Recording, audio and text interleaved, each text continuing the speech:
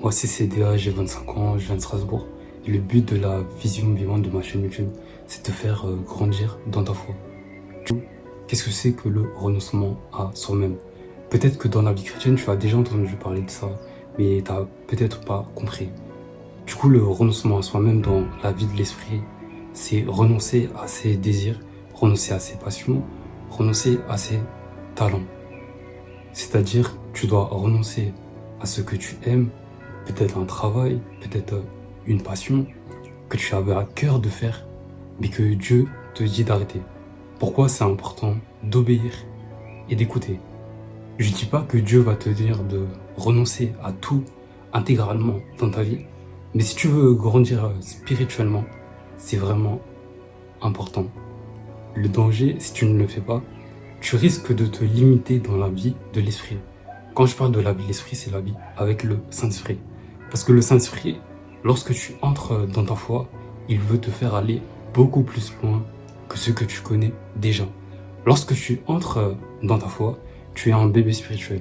Quand je parle de bébé spirituel, c'est que tu as encore la Bible, tu ne connais pas encore la parole, tu ne connais pas encore le Saint-Esprit, tu ne connais pas encore son caractère, son fardeau, ce qu'il veut faire avec toi. Et du coup, tu apprends à connaître cette personne, à discuter, à savoir quels sont ses intérêts. Mais tes prières aussi seront plus tournées vers toi-même, vers tes besoins. Ils ne seront pas directement tournés vers le fardeau, ce que Dieu veut déposer dans ta vie. Ça, c'est totalement normal. Mais moi, je suis passé par là, même si ça fait 6 ans, en octobre, que je marche avec le Saint-Esprit. Et du coup, au fil du temps, comme un bébé, il est émotionnel, il a besoin de dépendance, que son père soit à côté. Bah, au fil du temps, lorsque tu grandis, tu passes à la phase de l'enfant spirituel. Là, l'enfant spirituel, il a passé du temps dans la parole, il apprend à le connaître, à rechercher son cœur, son caractère dans sa vie. Il l'inclut, même quand il ne comprend pas tout, il n'est pas guidé par les émotions. Mais là, il commence à grandir et à le faire conscience. Et c'est là que l'écoute du Saint-Esprit commence à maturer et à se manifester au fil du temps. Mais ça, c'est vraiment un processus. Et aussi l'importance d'avoir une relation avec le Saint-Esprit, c'est lorsqu'il te parle, au bout d'un moment, tu as une conviction intérieure, tu sais que ça vient de lui. Tu ne vas pas douter si une autre personne vient te dire quelque chose qui est contraire déjà à ta conviction, qui est déjà à l'intérieur de toi. Parce que souvent, dans le milieu chrétien, tu peux tomber sur des personnes qui vont te dire « Dieu m'a dit ». Mais comme toi, tu n'as pas encore affûté ton oreille spirituelle, tu vas directement écouter ces personnes. Et lorsque tu vas écouter ces personnes, c'est là que tu vas commencer à te tromper ou t'égarer. Et c'est pas ce que voudrait le Saint-Esprit. C'est pour ça que c'est important vraiment de développer une relation avec lui. Et même si au début, tu n'es peut-être pas avancé comme certains dans la foi au niveau des écritures ou des révélations, vraiment son but premier, c'est que tu puisses guérir de tes blessures, de tes traumas, de ce que tu as vécu dans le passé, qui puisse restaurer ton identité. Et c'est vraiment que au fil, à mesure, qu'il va te guider là où il veut. Et aussi, l'importance de grandir spirituellement, c'est de ne pas être dépendant de ses pasteurs ou ses leaders.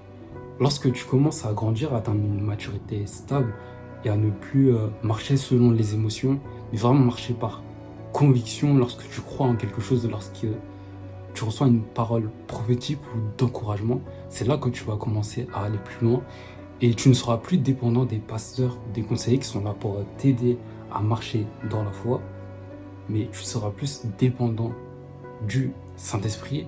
Pour certaines choses, tu vas commencer à le rechercher de plus en plus en profondeur, sinon tu restes un bébé spirituel ou un enfant. La vie d'un chrétien, d'un vrai disciple, vraiment d'un chrétien qui marche dans le surnaturel, c'est de mourir à soi-même, c'est-à-dire de mourir à sa chair, à ses désirs, à ses passions qui sont humaines, ou les désirs qui viennent du monde qui sont contraires à ce que Dieu voudrait pour entrer dans la vie de l'esprit. Parce que le Saint-Esprit qui habite en toi, lorsque tu l'acceptes, pour le faire grandir, il faut aussi que tu l'invites, il faut aussi que tu lui fasses de la place. Le Saint-Esprit ne va jamais venir s'imposer si toi-même tu ne l'invites pas. Et Et beaucoup de personnes ne vivent pas vraiment la vie chrétienne qu'ils devraient vivre, mais vivent une vie naturelle.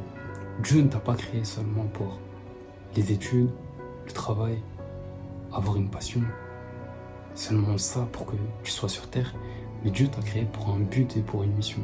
Et c'est pour ça aussi, dans l'intimité, c'est important de rechercher le Saint-Esprit. Lui seul sait ton identité et pourquoi tu es sur cette terre, quel est ton but et quel est ton appel. Et l'important aussi, c'est de ne pas courir après ton appel, mais de te laisser guider par lui. Du coup, je mettrai mes réseaux Insta, TikTok, si tu veux me suivre, et abonne-toi, like, si ça t'a parlé, et sois béni.